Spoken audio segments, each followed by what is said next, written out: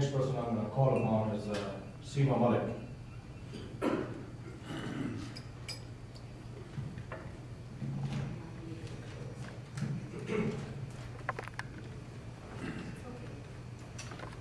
Hello, Senator. Nice to have you here with us this afternoon. My question is on health reform. Medicare balances is more than $30 billion. The hospital benefits will run out in the near future. How will the government make sure that our senior citizens continue to receive the medical services that they are receiving now? What would you say about that? Well, Seema, the first thing we can do is make sure that we're not creating new, additional, unsustainable programs that we can't pay for in the future either. I mean, as you point out, there's a $30 trillion unfunded liability that attaches to the Medicare program. In the year 2017, according to the GAO, the federal government's watchdog, Medicare goes insolvent. 2017, that's very close, and $30 trillion is a huge number. That's roughly, that's 2.5 times what the national debt is. We have a major financial crisis, budgetary crisis looming unless we reform entitlement systems. There was a gentleman named David Walker who used to run the GAO, the General Accountability Office, who left to go give speeches full time to make the point that America has to deal with this pending crisis of runaway entitlements and a lack of money to pay for them. So to me, this is one of the strongest arguments against a government-run, a new government option in healthcare. We can't even afford Medicare. Now, our first goal should be to make sure that we preserve and protect programs like Medicare and Medicaid, programs that are on the books. To the extent we can find new savings in Medicare, those should be put back into the program to make sure that the program is sustainable so that senior citizens in 2018 have a program that's in place going forward. So ultimately, if you go back to 1980, I think it's 81 or 82, Social Security was in a very similar position. And what happened was then President Ronald Reagan went out and had a beer, or so the story goes, with a guy named Tip O'Neill, was a Democratic Speaker of the House. They were political adversaries, and they didn't know what the plan was, but they said, you know what, it's bad for Republicans and Democrats in America if Social Security goes bankrupt.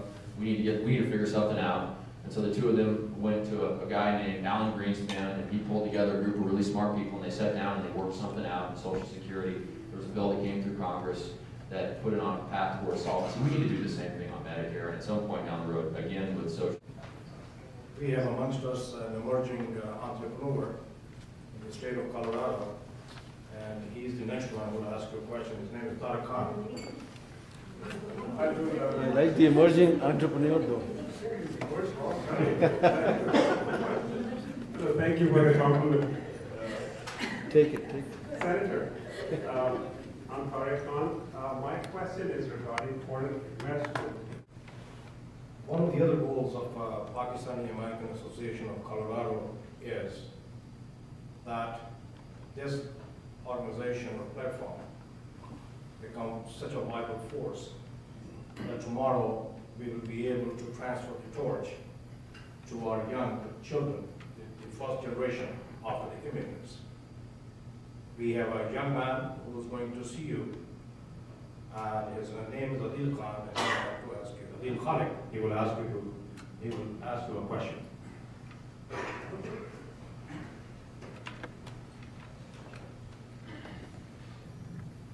First of all, Senator Penry, thank you for coming out today and answering our questions.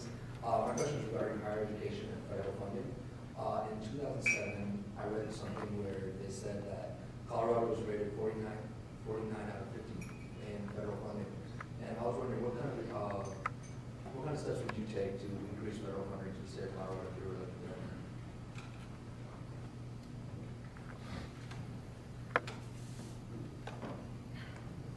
Well, this is what we were just talking about a second ago. I mean, higher education is one of the things that government can do. One of the things that this governor is guilty of growing government, creating programs, expanding programs in ways that are unsustainable. When you do that and you run out of money, something funny happens. You run out of money for the things that government should do, like higher education, which means this governor has increased tuition significantly. This governor ran out of transportation money, so he increased taxes and fees on motorists by $250 million in a recession.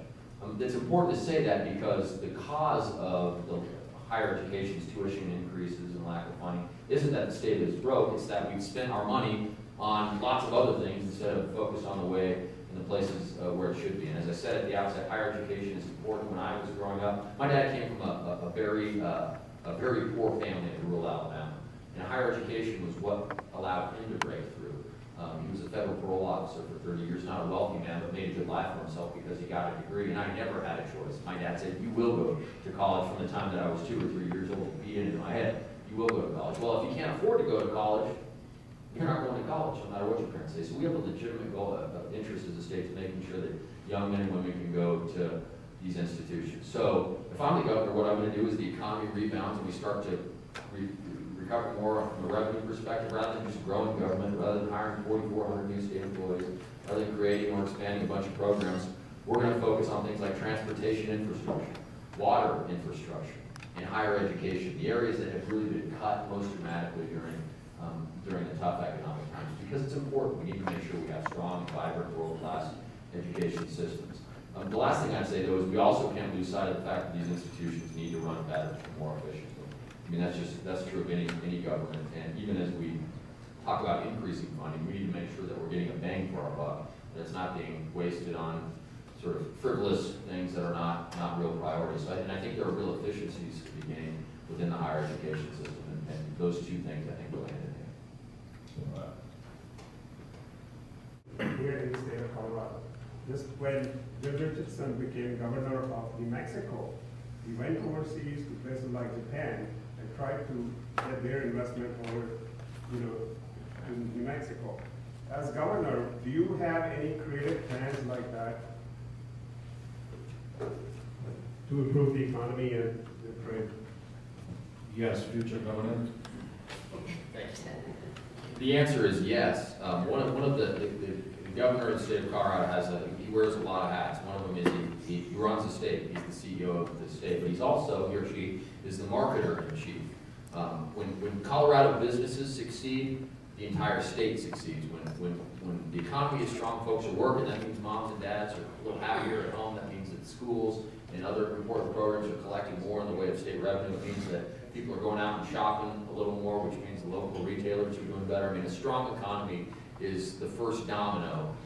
It's the first part of a healthy and successful state. But one of the other hats that the governor wears is to be the marketer of the state, to go out and make sure that its businesses can succeed. And there are broad markets in other parts of the world that a governor should go into and try and access them for our goods and services and our products, to be a spokesperson and to try and find opportunities for Colorado businesses to flourish in other markets. I believe in free trade for the same reason that I believe in freedom. Ultimately, the flow of capital to and from places is a good thing. And so as governor, I'll certainly promote that. I probably won't travel on first class like the current governor has done in tough economic times. But I will definitely get on those planes and go out and make sure that our businesses that have things to sell overseas have leaderships that's promoting access to new markets. Security, get the smart people in the room, seniors in mind, and America's fiscal well-being at heart, and say how do we change these programs to, one, make sure we don't bankrupt America, but two, to make sure that these programs are around over the long term.